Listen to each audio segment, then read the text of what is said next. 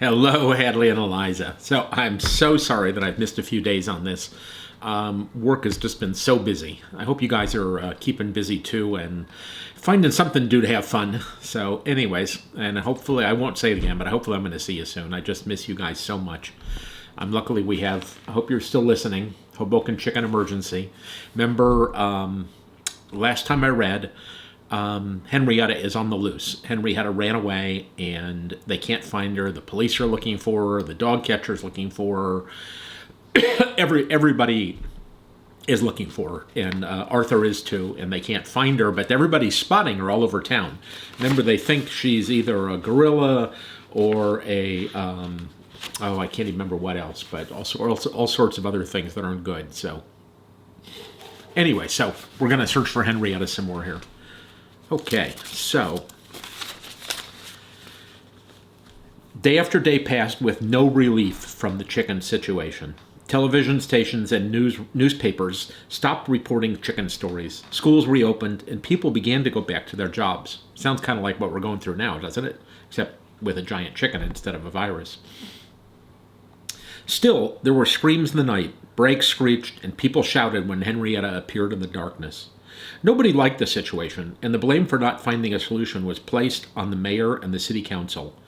It was the second week of December, and nothing had been proposed that seemed likely to do any good. The mayor was very unpopular. His advisors told him that the chicken stood a better chance of being re-elected mayor than he did. The mayor took that very much to heart, which means he took it really seriously. He called a special meeting of the city council. The members noticed that the mayor was smiling. He had not smiled since a few days after Thanksgiving when Henrietta first went loose.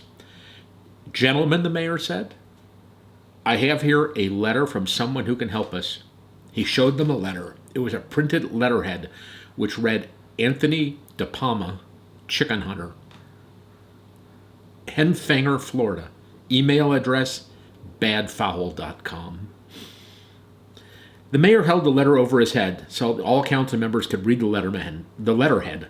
"Gentlemen, you may remember that in 1957, the city of Gatorade, Florida," Gatorade, get it? It's a drink, "was plagued by a renegade rooster," that's a form of chicken, "known as Everglade Ike."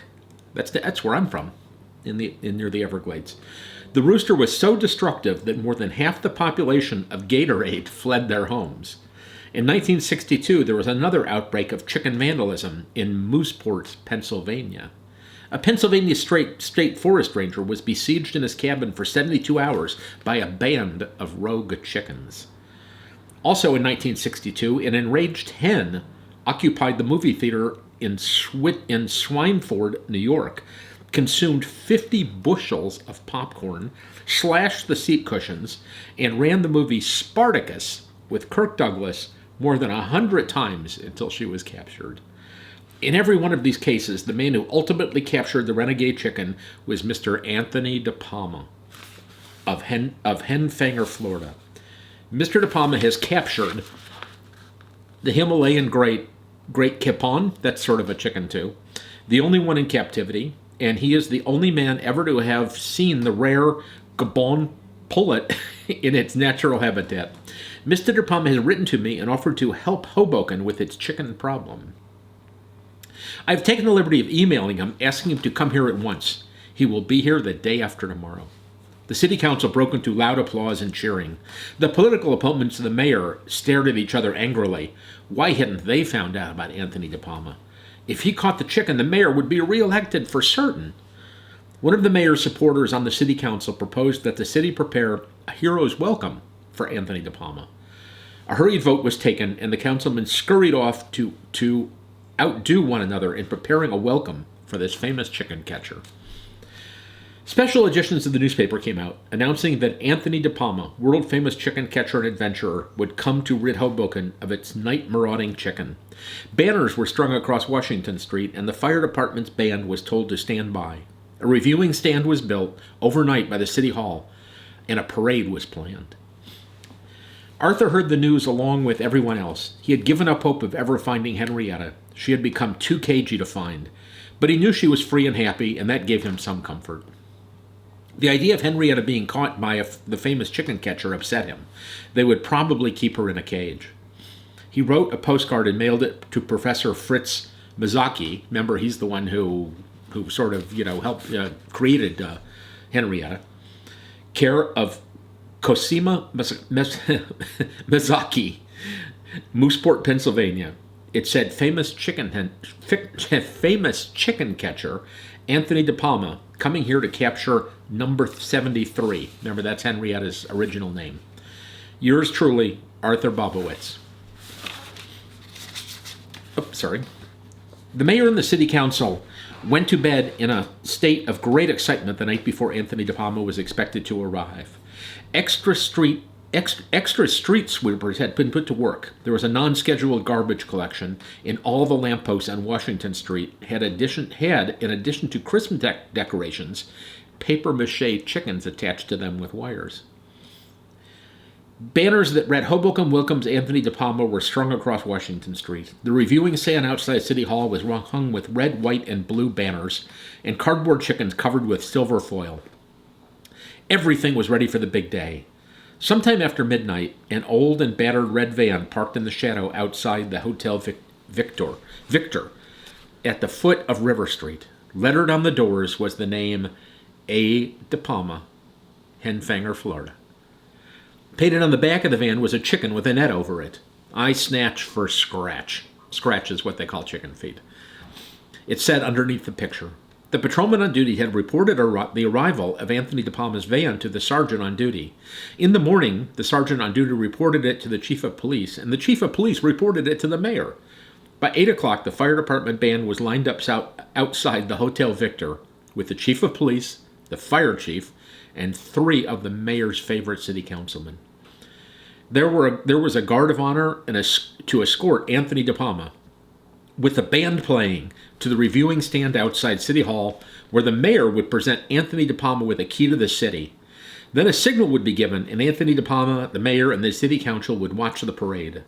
The leader of the fire department band walked up and down, checking to see that every man's buttons were shiny. Nobody knew what Anthony De Palma looked like, so there were several false starts when ordinary guests came out of the hotel. The mayor had told the band to play something appropriate. They played Turkey in the Straw.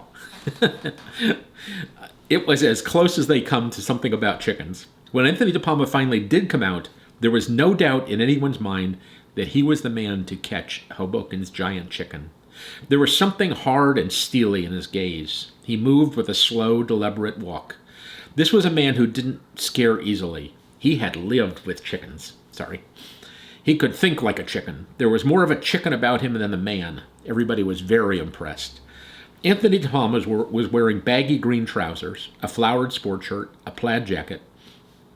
On his head was a white fisherman's hat with the name Tony embroidered in red on the brim. Tony is short for Anthony. He wore ankle-high basketball shoes. He was the very picture of a professional sportsman. The police chief and the fire chief and the councilman shook hands with him. The band played Turkey in the Straw, and Anthony De Palma walked with the guard of honor to the city hall. A messenger had run ahead with the news that Anthony De Palma was coming, and the mayor of the rest of the city council were waiting on the reviewing stand. There was a small crowd, mostly early shoppers. The mayor made a speech and handed the key of the city of Hoboken to Anthony De Palma. A whistle had blown, and the Hoboken police, fire department, sanitation workers, and city employees began to pass in review like in a parade. Let's go inside and talk about money, Anthony De Palma said to the mayor. I'm freezing my butt off out here. Anyways, there is a picture of Anthony, which way does it go? Anthony De Palma and the chicken tracks that he's going to try to track down Henrietta with. Anyways, hopefully I'll be back tomorrow. My work is slowing down a little bit, so hopefully we'll be able to. We don't have a whole lot to go here, so hopefully we'll be able to finish the book in a few days, and hopefully I can see you soon. Miss you both so much. I love you both madly.